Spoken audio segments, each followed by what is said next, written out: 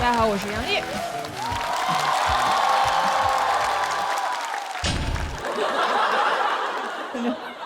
确实有点上年纪了，你知道，比不动了。而且刚刚国仔也说，这是我们就是作为这个身份最后一次在这个节目中表演脱口秀了，但也是我本人最后一次参加脱口秀比赛类的综艺了。不用啊，你知道，你仔细想，其实没有排掉几个节目，因为我接下来要去全力准备我的个人专场的巡演了。真的承诺大家好几年了，今天终于要兑现了，对吧？我下定决心回到剧场的原因也很简单，就是我想收大家点钱。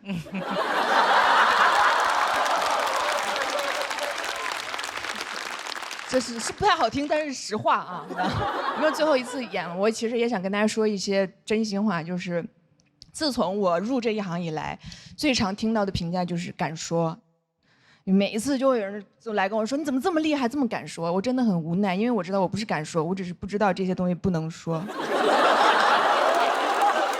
很多人说自己的成功靠幸运，反正我是真这么觉得的。就是等我后面知道这些东西不能说的时候，已经来不及了。因为哪怕我有的时候想说点好话，我有的时候想说，其实有些男的某些方面也挺好的，所有观众都会说哈哈哈哈哈，反讽。你知道，敢说是大家对我最大的误会。我原来不承认，只是因为那样显得比较酷一点。其实我一点都不敢说，我可怂了。没有那种吗？我从小就特别不能理解别人说的一句话，就是不要在背后说别人坏话。我想说啊，那要当面说吗？不敢。我同学说，那你要是考虑一下，就不说别人坏话呢？我说啊，我做不到。这就是我的问题，就是我不光怂，我还特别睿智。我唯一敢说别人坏话的只有2个地方，一个是背后，一个是台上。我也不知道为什么，就是这个舞台对我来说就像有种魔力一样，就是我一上来我就觉得好安全，我什么都可以说，没关系，我甚至可以信口雌黄，就像被谁附了体一样，可能是罗永浩吧。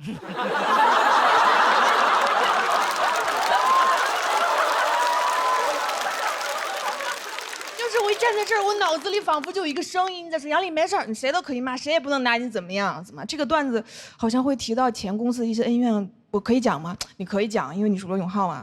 你不光现在可以讲，你10多年以后还可以讲。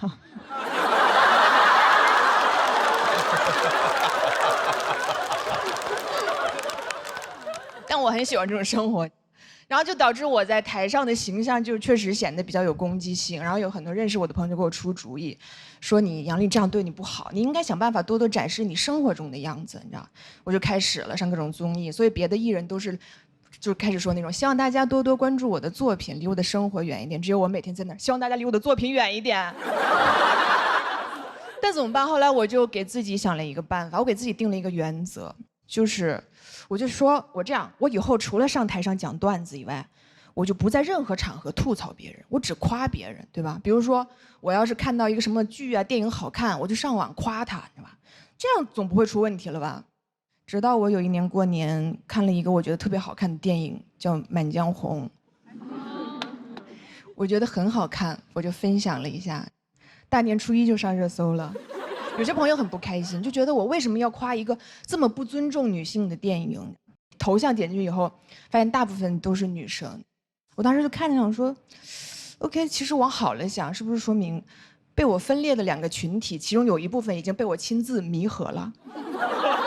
最起码，他对在我这个人的看法上，他们已经不再对立。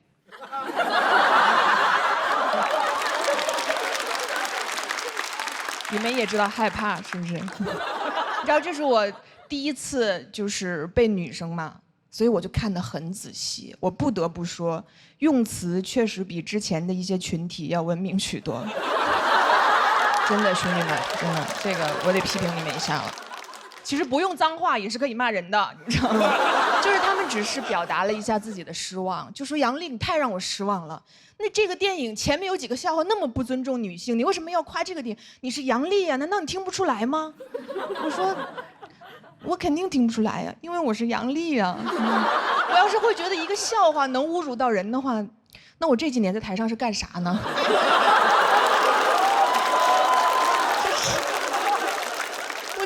不是有点太次了？就是我的标准不光不正确，我还不统一，是吧？那我这个素质，我还上什么节目？我就上网就可以了。但我其实都能理解。我觉得每一个人来表达自己情绪的时候，前提是他首先受到了伤害。就我也很矛盾，然后我就觉得可能是因为我这个性格，就是已经不适合在这个时候做一个脱口秀演员了。我现在敏感度太低了，我太大大咧咧了，我不适合做脱口秀演员。其实我最适合的是脱口秀观众。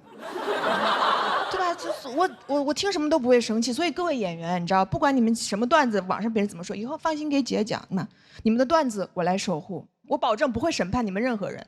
当然，有一天如果要让考上法官了，我就不能保证了。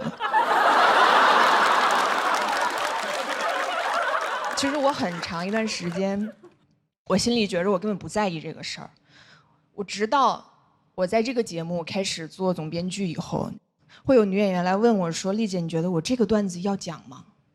我发现我说不出口，我不知道该怎么跟她说，因为我没有办法放松地判断这件事儿，我心里满满的都是担心。就是我让他们讲吧，我担心他日后的处境；我不让他们讲吧，我担心他们演出的效果。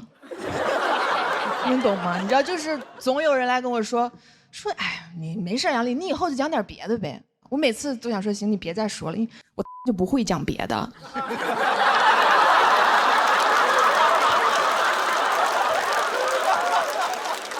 让每一个人的创作都是由于他的生活经验构成的。当你要回避你的生活经验的时候，你是没有办法创作的。我能擅长一条赛道，我已经很优秀了。难道我非得要完美，我才能站在这儿吗？反正我以后就也不来了。我就替我后面有可能会跟我面临同样的处境的朋友们说一句，跟大家说一句，就是我们以后就讲这个了。如果你真的觉得冒犯的话，你就去干点别的呗。谢谢大家，我是杨丽。谢谢大家，谢谢大家。大家好，我是翟阳年，谢谢。哎呦，给各位分享一个我平时最爱看的那个科技发布会，朋友们，就是每年的那个315晚会，你知道吗？315晚会在我心里是真正的黑科技发布会，黑心棉、黑心肉啊！你知道普通的那种科技发布会已经给不了我惊喜了。你知道手机里每次什么多个摄像头啊，车里多个冰箱没有意思，但你告诉我我穿的内裤里有毒，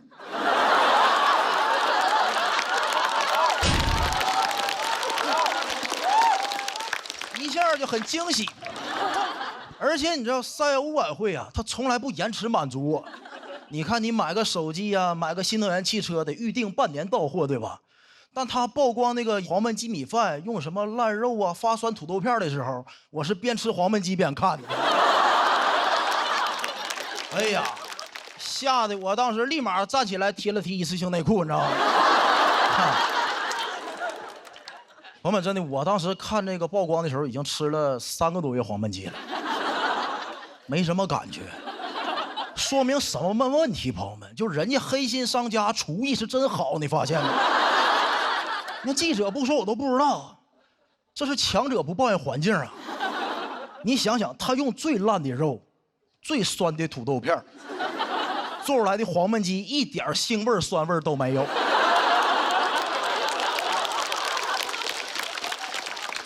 西湖醋鱼啊！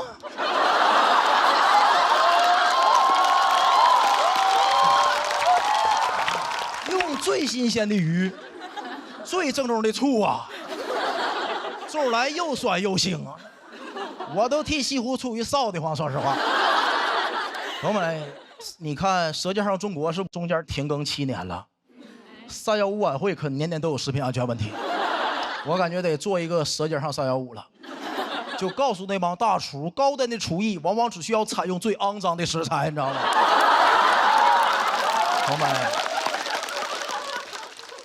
很多人提到食品安全，是不是会脑袋蹦来3个字预制菜？我喜欢预制菜，我是急性子。哇，现在菜上的是真快，很多商家那个为了证明它快，给你放个沙漏，对不对？我前2天去吃那个现烤活鱼，朋友们，那个烤鱼上的快到什么程度？比沙漏上的都快。刚点下单，鱼就端上来了，服务员感觉不对劲儿，才把沙漏拿上来。我点了3个菜：现烤活鱼、现烤羊排、现炒小龙虾。上的最慢的是可乐。哎呀，我第2天中午去吃的麦当劳，他怎么好意思管自己叫快餐呢？我足足等了4分半呢。这要吃烤鱼，我都到厕所了。我跟你讲。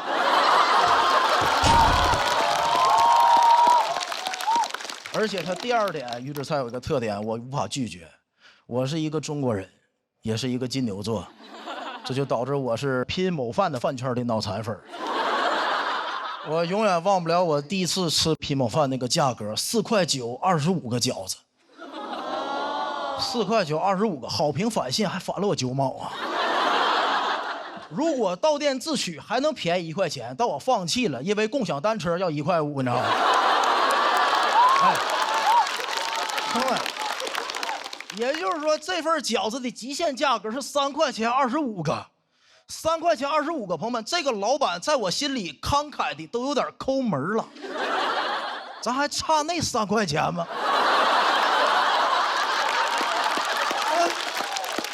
白给我交个朋友不就完了吗？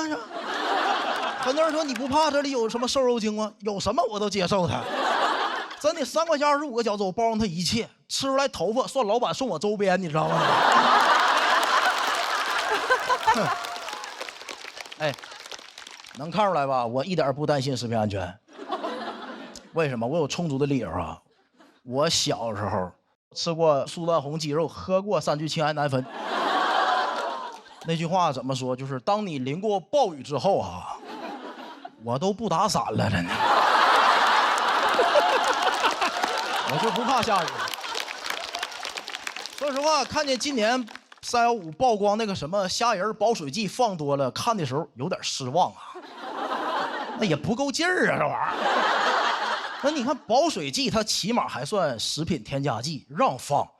3聚氰胺苏丹红危险化工用品。苏丹红是做有机染料染色的，3聚氰胺是做装修板材用的。我这身体已经练出来了。就这么说，明天末日来了，我啃墙皮喝机油我都能活下去。你知道朋友们，苏丹红是代谢不了的吗？在我体内都20多年了，我现在体内苏丹红都立了个牌子，我在翟佳宁血液里很想你，你知道吗？哎呀妈，等了20多年了，等来个保水剂，保水剂副作用是什么？骨质疏松，废物。根本看不起他。包括去年曝光那个什么大爷大妈做酸菜时候用脚踩，他那脚都敢吃，我跟你讲。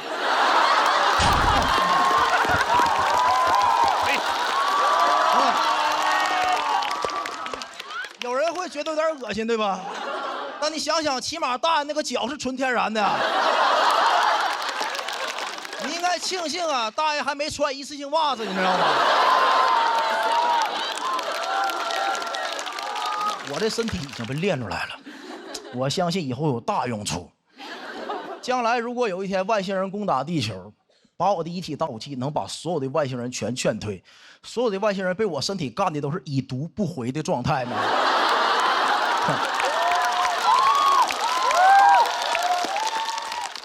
到时候啊，外星把我的身体遗体拿走去研究，什么玩意儿这么厉害啊？化验我的身体里，哇，有这个苏丹红抗体、保水剂抗体、3聚氰胺抗体，哇，难怪这么厉害，这是个真三体人呐，这是个。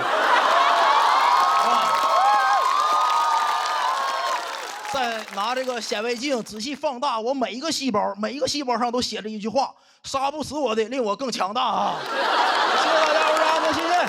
Hello， 大家好，我叫李卓妍啊。其实翟佳宁跟谁 PK 都有点像在欺负人了。但除了我，因为大家说我是唯一一个看上去比翟佳宁更狠的人，我跟他 PK 算是以暴制暴，但其实我是一个很温柔的人了，但是我确实从小就被狠人包围，特别是小时候学校那些小混混觉得我长得太拽了，会来堵我，很无辜啊。长相是天生的，有人一出生就在罗马，我一出生就在罗马斗兽场。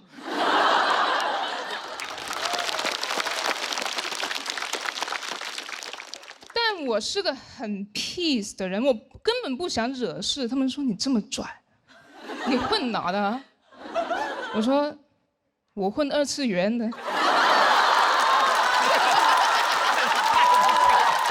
这个太惨了。他们觉得我更挑衅，我很害怕。但幸好我有一个哥哥，我小时候很崇拜我哥，他是一个真正的狠人。小年纪就开始抽烟，怎么打怎么骂都不屈服。我妈放弃了，给他买了一份重疾险，受益人写的是我妈自己。就是如果我哥没事的话，我妈会有一个完整的家庭；但是如果我哥有事的话，我妈会有一个美满的人生。母凭子贵吧。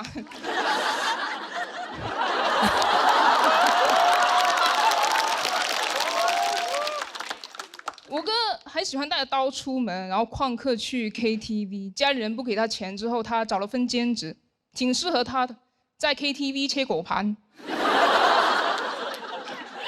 所以我在外面被别人欺负，我第一时间想到他，我问他怎么办，他跟我说很简单，你要么打赢他们，要么加入他们，但是你是我的亲妹妹，你不能加入别的帮派。我来教你怎么打。哎，我哥啊，是我认识打架最厉害的人了，他要教我打架，不直接来学校帮我打。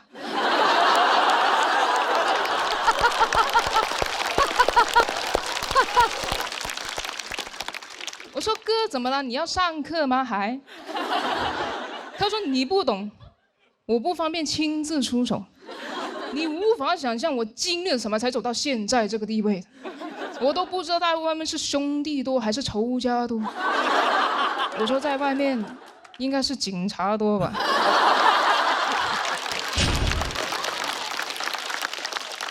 都说你不懂了吧？那叫条子。其实我有怀疑过，我哥应该没有他自己说的那么血雨腥风，他可能只是跟风叛逆而已。因为当时很流行一个电影叫做《古惑仔》，我哥在学校组了个帮派，7个人结拜，有6个都说自己是陈浩南。就《古惑仔》有一句很经典的台词，就是铜锣湾只能有1个浩南。我哥学校6个。我问他那还有一个是谁？他说是教父。我说不是同一个体系的吧？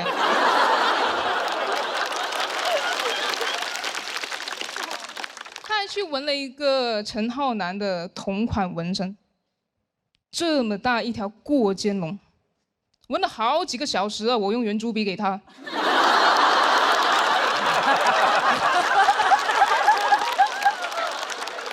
他还不敢在家里纹，大夏天中午拉着我上楼顶。当时阳光晒在他身上，晨光握在我手里。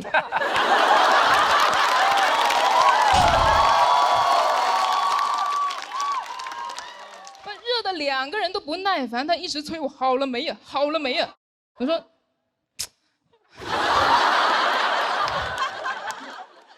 不太确定他是不是真的很会打，但肯定是不太会教哈，因为他采用的教学方式居然是实战训练。老大哥亲自跟我打，哎呦，毫无保留啊！毕生所学全使在我身上。我哥没把我当外人，也没把我当人。训练频率也是看我哥心情哈，一般是2天1练，啊，如果他心情不好就1天2练，蛮有趣的。其实因为他会放着音乐来打嘛，就我很容易能掌握他出招的节奏，就是那首歌一到重音他就会出拳，我按节奏躲就行了。跟玩劲舞团一样的。但是我这辈子最讨厌的一首歌就是《霍元甲》。这首歌重音太多了，太密集了。嚯，半个8拍出了8拳。唱 K 的时候，别人一点这首歌，我都想哭。我的朋友跟我说，他说啊，这首你也能哭吗？我说你不懂，太痛了。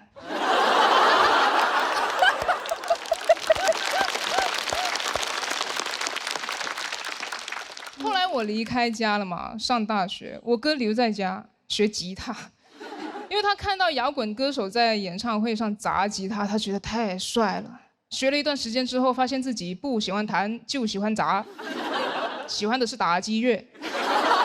但家里没这个条件，不可能砸锅卖铁给他砸木头吧，他总得去挣钱。有一次回家，我妈说：“你有空去看看你哥吧。”我说：“哪个监狱？”她说：“监什么狱啊？你哥去了亲子餐厅上班。”哎，我很好奇，我就去看了。他给一个我爸那年纪的人打下手嘛，又通过明厨亮灶那个监控，我看见那个人一直指着我哥骂。哎，你别说啊，亲子餐厅配上辱骂，感觉还挺像一个家的。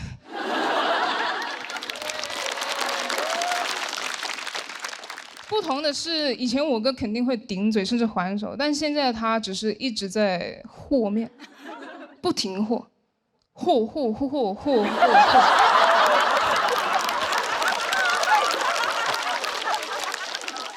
监控是只有画面的嘛，辱骂声是直接从厨房里传出来，挺难受，因为声画不同步。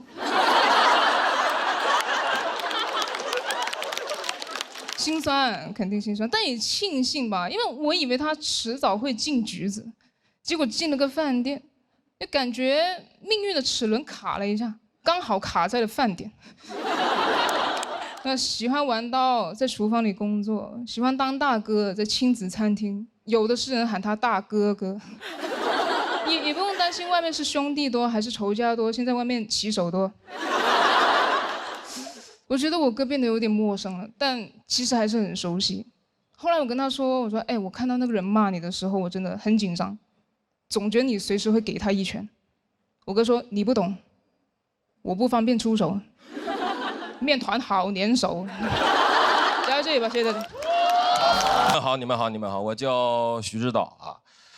我这个人是一个非常循规蹈矩的人啊，尤其在这个交通规则方面，因为我之前骑电驴被车撞过，就这个车祸它不严重，但猎奇啊，因为我是被一辆这个警车撞的，我当时倒在地上我都蒙圈了，我说怎么现在这个不戴头盔这个处罚力度这么大吗？啊！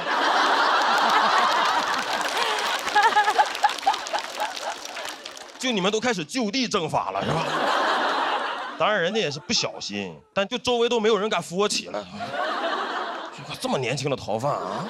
我说这种交通事故他能不能报警？咱别打个电话，他手机响了，我没敢报警，他把我抱上了警车，为了送我去医院啊，那个场面真的很诡异。我这边耳朵着地，摔的是血肉模糊，我就那个画面，黑猫警长带着一只耳走了，你们见过？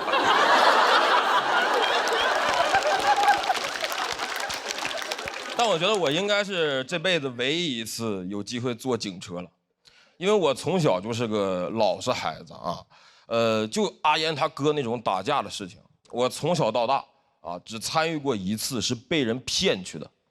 当时中学周末补习班下课，有个同学喊我一块儿去吃饭，我一下车发现10几个那种流氓混混就把我俩给包围了，我才明白这孙子是骗我过来帮他打架的，就很过分，让人没吃饭干体力活。我看那10几个彪形大汉，我说我这今天虽然吃不了，但好像要兜着走了啊。但我最生气的是对面10几个小混混，他就骗过来我一个人，这就意味着他的胜算不会增加1点，但是等会儿他的痛苦可以减少1半。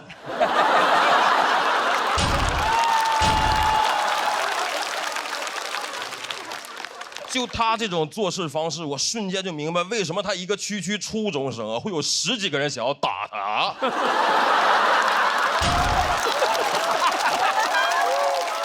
我在下车的第3秒就想背叛他，我想跟对面说，你们要的这个人我给你们带来了。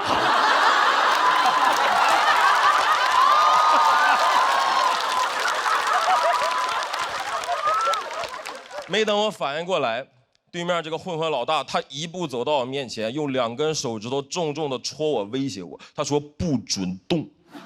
我当时感觉他会点穴，我一下就怂了，但我不想显得怂，所以我就鼓起勇气，用那种非常强硬的语气回应他。我回了一句我这辈子都忘不了的话，我说我不动。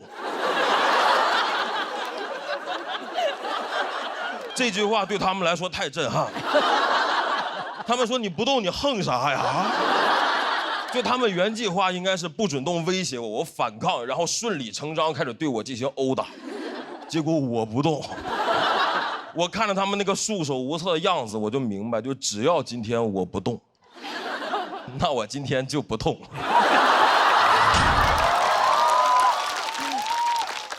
但骗我来那个同伴，跟我性格不太一样，人家也不让他动，他立刻就还嘴，他说你别碰我，这就意味着对面要开始碰他了。很快他就被摁在地上一顿暴打，这个场面是越来越诡异，10几个人在打他，我在旁边站着一动不动，我在给他们站岗一样。我俩组成了一种很高级的投降方法，就是他挨打，我替他立正。就我俩这个状态，旁边但凡再过来个路人，都得觉得，哎呦，这小伙子挺勇敢啊，就看热闹敢站这么近啊。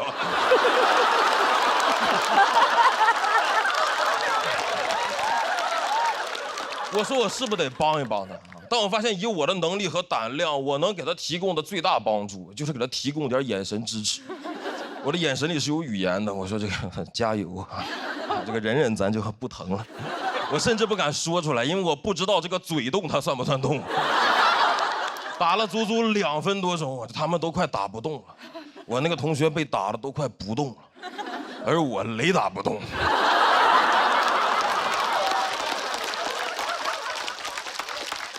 我们一群人离远了看，感觉这个一堆 GIF 动图里面夹了一张 JPG 呀。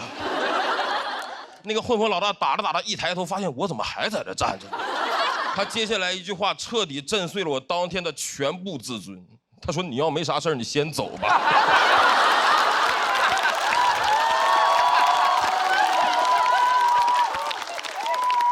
各位，就这句话，他在群架里面很难出现的呀。它代表着对你懦弱的肯定，他坚信你留下来什么用都没有。这句话打到脸上太屈辱了。你要没啥事儿，你先走吧。虽然我听完确实走了，但那个感受很真实。我那天到家就2个感受，就是屈辱啊，但是不痛。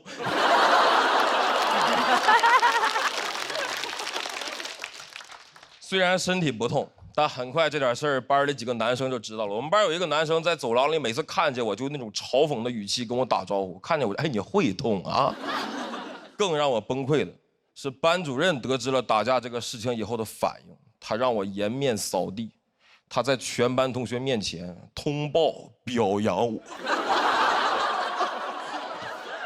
说徐某同学校外遭遇打架，对方一再挑衅，保持沉着冷静。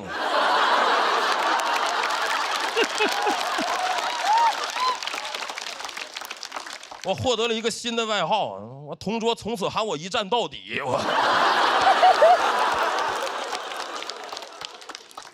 我说实话，那几年受了点影响，我一直很羡慕那些不太怂的人。直到去年得知一个消息，就是小时候骗我去打架的那个同学，在去年被抓了。我一听这个罪名，我就乐出声了啊！罪名是诈骗。我当时说，我这点事儿追溯期这么长吗？但我又听说那个不让我动的混混老大，其实也犯过一点小事儿，但警察来了以后把他放走了，因为他认错态度良好。我一听就明白了，他从我身上学到不少。警察来了以后不准动，我不动。啊，那你没啥事儿，你先走吧。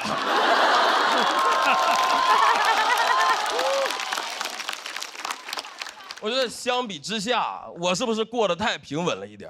我在那个最中二、最容易因为男子气概上头的年纪，我在打架里面选择了充分发挥自己的这个主观不能动性啊。但这个性格也让我每天都能平安的回家。我觉得这也是我们这种不爱动的人一种宝贵的财产嘛啊，这就是我的不动产。谢谢大家，谢谢你们。大家好，我是庞博，欢迎大家。谢谢各位，谢谢各位。我是今年的主持人，欢迎大家。我也没有想到脱口秀干了这么多年，我是为了成为张绍刚老师的竞品。而且你知道，这个工作干时间短了，但是也已经有职业病了，你知道吗？前2天我去一个剧组客串，我进组那一天正好主演在杀青，非常感动，流着眼泪捧着花说：“哎呀，谢谢大家！”我说：“好，3、2、1，请锁票。”但是还是很开心，每年录节目都会看到很多的新朋友，今年也来了很多年轻的新朋友，甚至很多还在上大学，演完看到我也很激动，说：“哎呀，你知道吗？我从小就是看今晚80后脱口秀长大的。”说你们那个节目当时给我缓解了很多很多的压力啊！你说小升初当时那个压力实在是……我说闭嘴吧，闭嘴吧，真的，叫我庞叔。喜剧的内核不讲礼貌。一会儿你们看吧，几乎每个长得比我还像80后。但是每次看到这些年轻的朋友，我都会想到前段时间有一个采访啊，挺有意思的。他来问我的第一个问题是：你觉得到底什么样的人最后会成为脱口秀演员？我想了很长时间，我觉得脱口秀演员都是一群经常会觉得这个世界有点奇怪的人。我举个例子啊，有一种水果叫猕猴桃啊，也叫奇异果。这个它的英文大家都知道对吧？叫爱奇艺国际版。哎，对，这个灯就是这样用的。谢谢佩森姐姐啊。它英文大家都知道吧？叫 kiwi 是吧？我们都生活在上海，这么冷门的英文我们也要假装知道，好不好？叫 kiwi。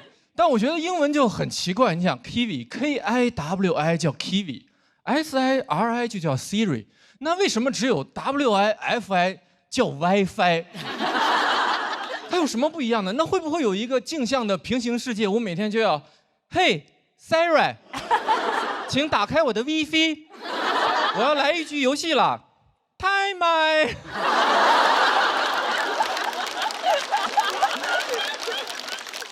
然后那个记者问我的第二个问题是，很多人都说脱口秀是冒犯的艺术，你怎么看待这句话？我也觉得很奇怪，似乎世界上所有的艺术表演里面，只有脱口秀是冒犯的艺术，好像他们其他人都不得罪别人，很神奇。你不会看着看着跳舞，突然间就急眼了，说就你能把脚抬到这儿，对吧？你看听着音乐剧，突然就站起来了，你们就不能好好说话吗？更重要的一点是，如果你要冒犯别人，首先你要有力量，对吧？但我觉得笑其实是一件很没有力量的事情。如果笑很有力量，我们在历史上就应该看到很多笑的故事，而不是战争的故事，对吧？《三国演义》就应该是诸葛亮3笑周瑜，诸葛亮笑死王朗，我从未见过如此开不起玩笑之人。王朗说：“完了，今天是要笑不活了。”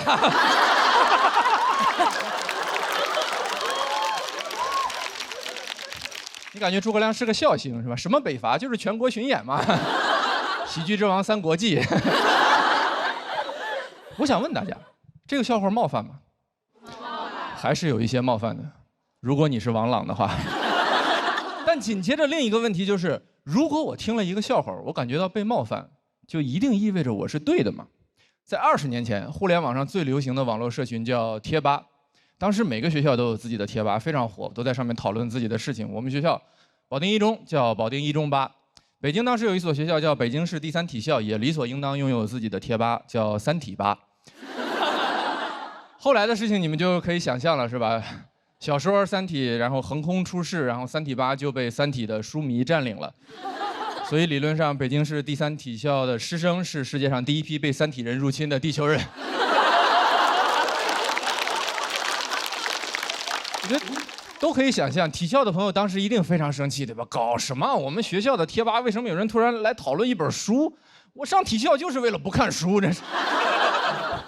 3体的书迷也很无辜，说名字又不是我起的，你去骂刘慈欣好不好？刘慈欣说：“哦，主不在乎。”一点办法都没有，一点办法都没有。你总不能跟体校的朋友说，要不你们去流浪地球吧？反正你们也没有家了。你们说这个事儿冒不冒犯？当然冒犯。生不生气？当然生气。怎么办？没有办法。李白曾经说过：“如何呢？又能怎？”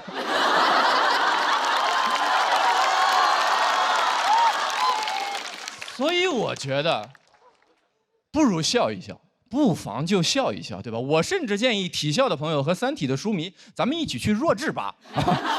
我觉得弱智吧的吧友肯定不在乎，肯定会很欢迎我们，他还会问体校的朋友，哎，你们为什么不快乐呢 ？happy 起来啊！你们不是黑皮体育生吗？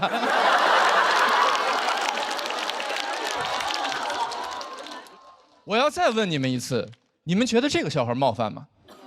还是有一些冒犯的。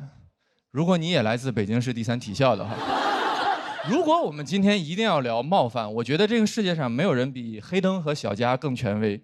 我没有做过严格的统计，但我觉得他们很有可能应该是世界上冒犯残疾人次数最多的2个残疾人。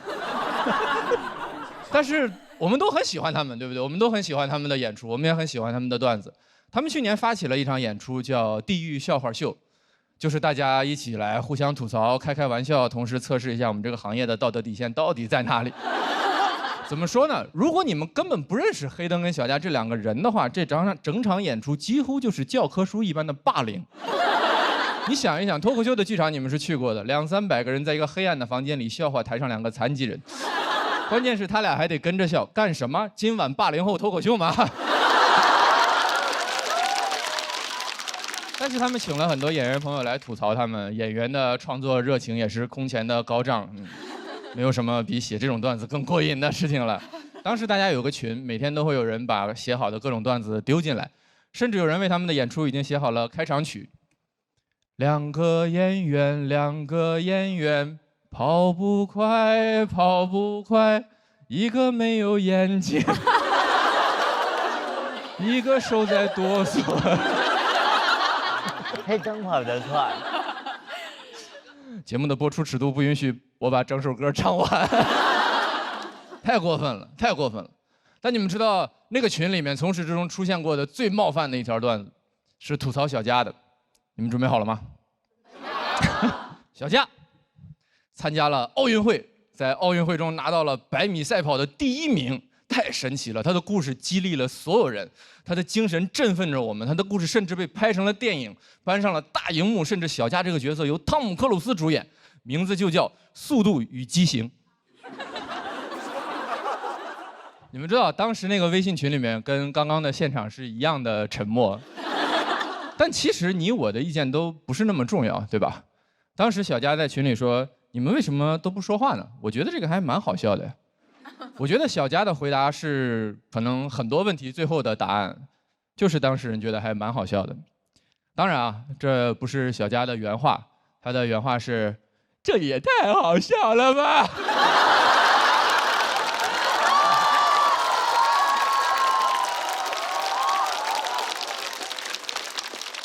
谢谢你们啊！你们笑了，你们鼓掌了，我就不是这个房间里面唯一一个冒犯残疾人的变态了。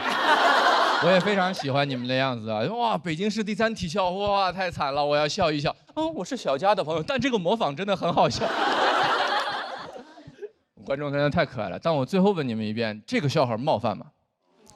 还是有一些冒犯的。如果没有人笑的话，对吧？所以不如就笑一笑，对吧？我觉得这就是可能这个世界上为什么要有笑话这个东西，这也是世界上为什么有人要讲笑话这件事情啊。对我来说，脱口秀演员就是这个世界上最好玩的工作。我希望这个工作我能一直干下去，我希望我们的朋友都能一直做下去，我甚至希望我这个工作能干到80岁。我甚至已经想好了我的告别演出的名字，它必须发生在我80岁之后，因为它就叫今晚80后脱口秀。谢谢大家。嗨，朋友们，嗨，我叫于博。好，咱们狠人的叙事已经结束了，接下来是温情的家庭的内容。不是说他们2个结婚之后的家庭啊。我妈很传统的东北母亲，教育观念传统，到现在是那种干点什么都给你挑毛病的母亲，对她好的不行。今年母亲节给她买了个包，她说给妈妈买包，妈妈是开心的呀。但如果这个包是你自己做的，不是更有意义了吗？什么话？我大学在上海，又不是在莆田。这话听了我都后怕，因为我原计划打算给他打4000块钱，即使打钱也这么说，给妈妈打钱，妈妈是开心的。但如果那钱是你自己印的啊，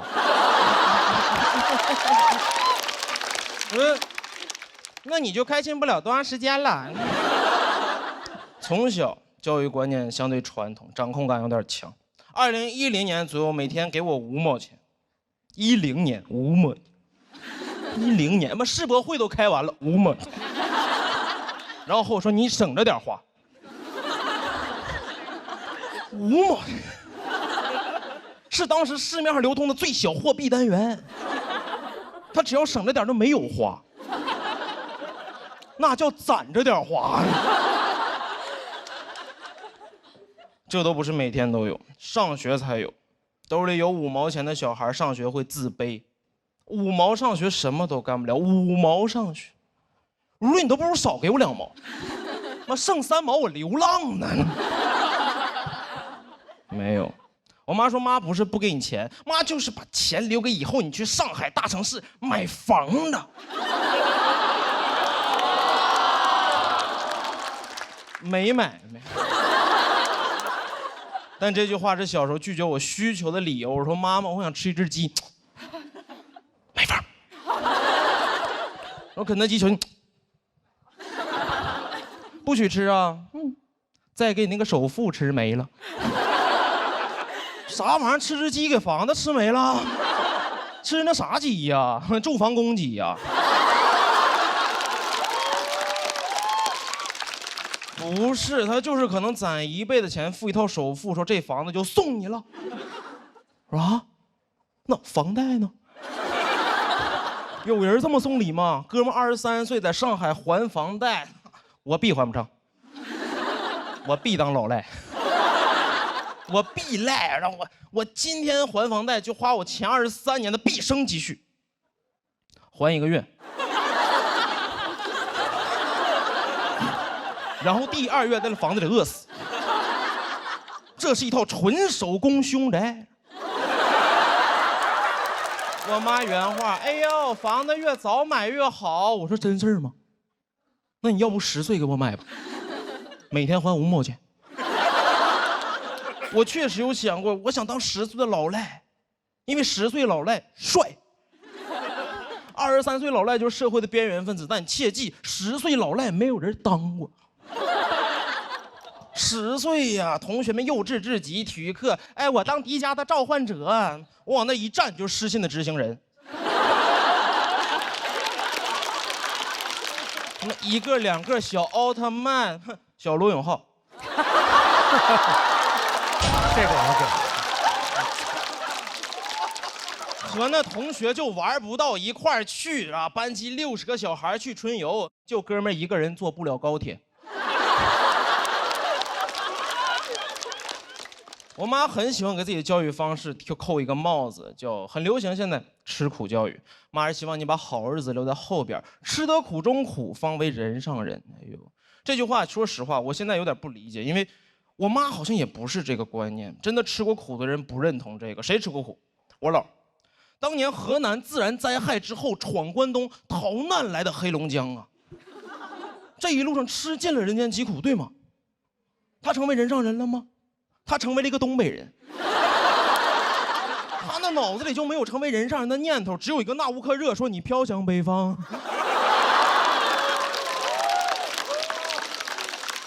尤其我知道他没有过上好日子，因为这2年他经常和我说，老希望你能上南方，话里话外就是哎呀妈，老后悔了，当年呢走过了。那帮的狡猾的人上人在北京就已经下车了。我能理解我妈，上一代希望下一代能替他们完成他们年轻未尽的遗憾。我问过我妈啊，你遗憾什么？她说：哎呦，很遗憾当年家人没有给我买房，很遗憾当年没有考上研究生。我说妈妈，你中专毕业考不了研究生呢。但我也想有我自己的人生。大学毕业的时候，因为这个事争执过很长时间。我跟我妈说，我不想读研。我妈因为我不读研这个事每一天打电话阴阳怪气，每一天一打电话，我说妈怎么了？她妈能怎么？哎呦，妈不能怎么。妈就觉得哎呦，妈要是生了个研究生就好了。啥话呀？那玩意儿是生出来的，咋生啊？生着生着脐带拽了本硕士毕业证。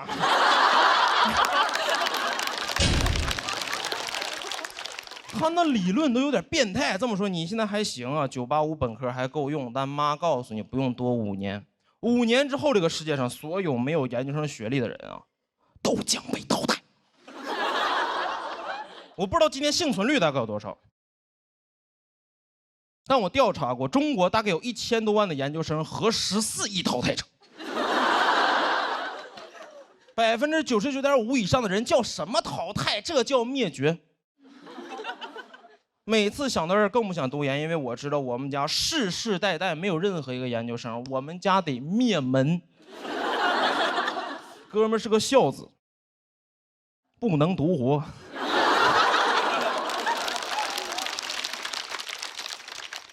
当我后来很坦诚，我和我妈说是真的，妈妈，我真的受不了高压的应试教育，真让我读研，我坚持不住，一定在第3年受不了，我直接就自杀了。第3年之后见着我就，我妈在这，妈第3年自杀，那就只能读2年半的专硕了。讲到这儿，谢谢苗宇波，拜拜。大家好，我是杨丽。紧张哈，我反正是不紧张。对，我们今天我不比赛了嘛，就是简简单单开个场啊。你说省得原来每次演完，都有弹幕说演成这样还能这么高的票，就是靠名气吧？不装了，就是靠名气才来这个节目的，跟蒋龙一样。你知道干了这么多年脱口秀，终于不比赛了，你知道那种心情是什么样的吗？哎，不说了。等了好久，终于等到今天。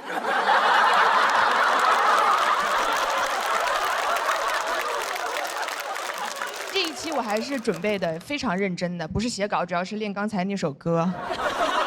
你们也知道我的水平，我还专门请了一个老师，他就跟我说你要想唱好这首歌呀，你就要用更难的歌来练，所以他就让我在家练梁静茹的《会呼吸的痛》，然后我就每天在家里想念是会呼吸的痛，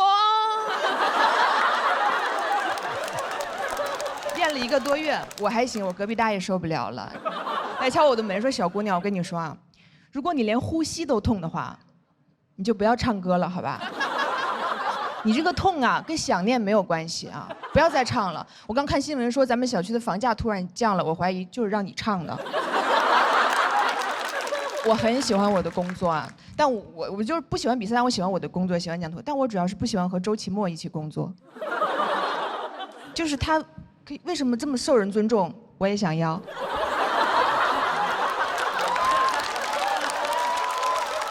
我嫉妒他，我接受不了。你知道最令人生气的是什么？就是我一边记住他，我又一边忍不住尊重他，因为他真的很令人尊重。就是他不光脱口秀讲得好，性格还特别好，格局还特别大。你看他刚刚演开场，比自己比赛还认真。我跟你说，这个人可以说是把人啊都做绝了，不留给别人一点生存空间。我真的有的时候，他坐我旁边往那看一眼，我都喘不上气。他把我搞得我现在都不喜欢好人了，你知道吧？我更愿意跟有缺陷的人待在一起，所以我有的时候经常跟他说：“我说你明天能不能别来上班了？我想跟王建国多待一会儿。”他不同意，他说：“我不上班，你养我呀？”扣题。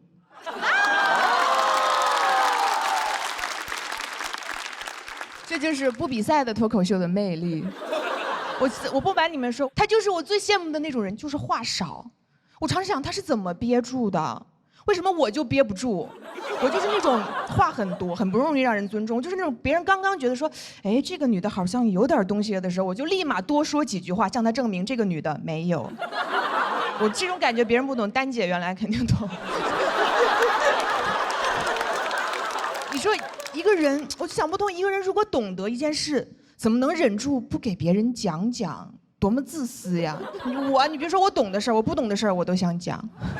有一次我去看一个音乐会，被旁边的观众认出来了，然后他就说啊，杨丽，我很喜欢你。我说谢谢。然后在接下来的2个小时里，我就跟他讲了一些我的音乐理念。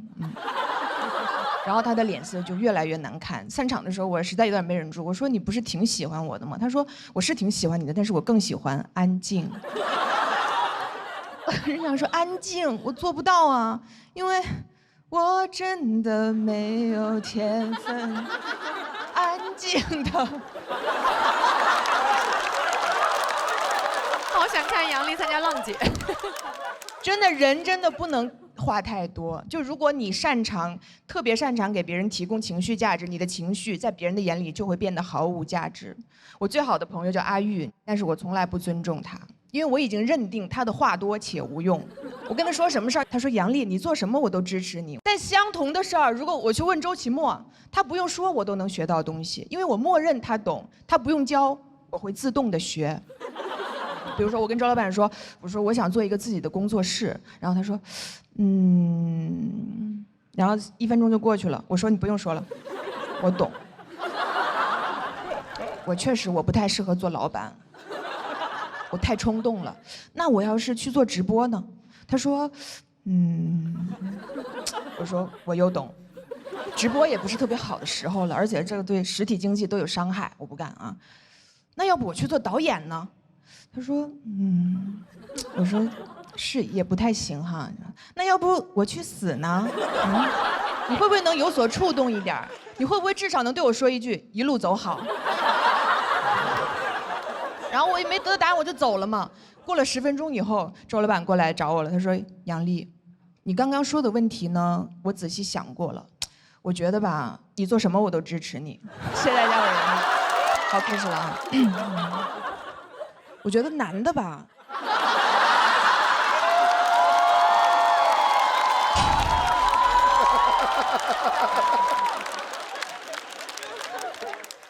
男的题目你在做的时候就要更仔细的审题。高考已经过了，然后看有观众抓旁边的那手说上来就整这个呀。先整点别的啊，重新自我介绍一下啊。我现在除了是一个脱口秀演员以外，我还是这个节目的总编剧。终于当上总编剧了，果然啊，人要是想升职，还是得跳槽啊。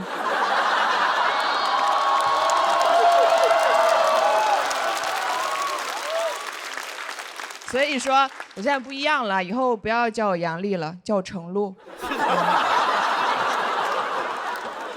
我早就想当总编剧了。我第4季的时候，我就在想说，我怎么还不是总编剧？我什么时候才能当总编剧？他们还劝我说，你别想这些有的没的，你好好上节目。我说我不想上节目，我就想上桌。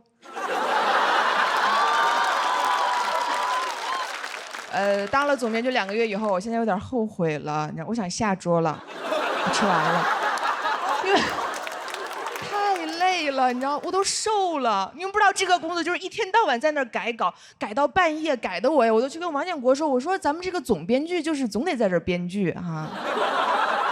我以为是个 title 呢，没想到是个缩写。改稿压力也很大，很怕自己改不好，很敏感。万一哪个演员特别有礼貌说一句说周老板这个想的好，我就说是说我刚才那个想的不好，我给他想个好的，想不出来得给人道歉，说哎真的对不起，最近状态不好。干着干着我就觉得我这个处境我是上桌了吗？我想下桌了，因为我突然意识到能上桌的除了人还有菜。但做新节目还是很开心的，对，就是因为我原来就一直觉得脱口秀节目太少了，对吧？就是对于一个行业来说，只有一个垄断地位的节目总是不好的，有竞争才会有进步，对吧？确实也对，确实也对。我现在做很多事儿的思路都是这样的，比如说我现在还拍一些剧啊什么的，就是因为我觉得杨幂在仙侠这个领域，是时候轮到我来竞争一下了。我还问我朋友，我说你看多了杨幂的仙侠剧，你不想看看杨笠的仙侠剧吗？他说我看多了杨幂的仙侠剧，我还可以看看杨幂的别的剧。我说别的剧我也可以竞争一下。确实，仙侠剧有些不太适合我，就是因为它比较特殊，它要求演员不光要会演戏，还要长得特别漂亮才行。但我吧，你知道，不会演戏。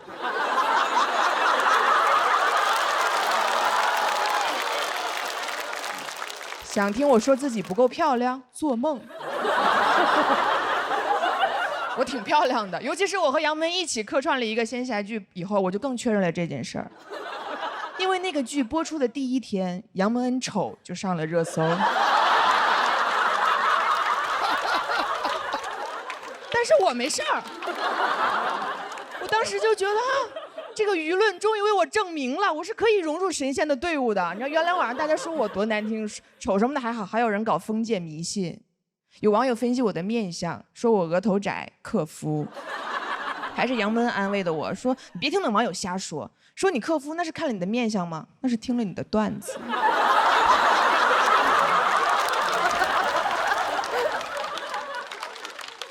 如今你知道他也遇到坎儿了，我也得安慰他呀。我说你别听那网友瞎说，说你丑那是看了你的面相，但你别往心里去，你知道吧？这都是剧的宣传。你看杨笠加盟新剧也在热搜上，他说那能一样吗？我这个是真的有人在搜。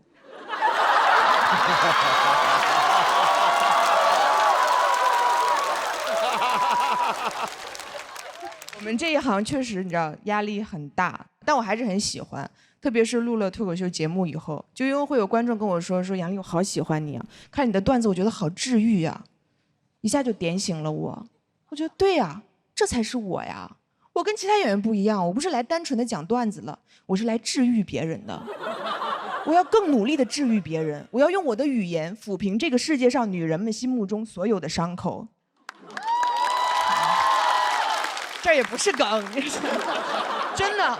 我有的时候想帮助你们，我都想瞎了心了。我恨不得在大街上随便就拽过来一个女的，就给她号脉，说怎么样最近容貌焦虑有没有？职场性骚扰遇到过没有？内耗严不严重？原生家庭这一块，人群中是否感到孤独？都没有。平时是不是喜欢看杨笠脱口秀？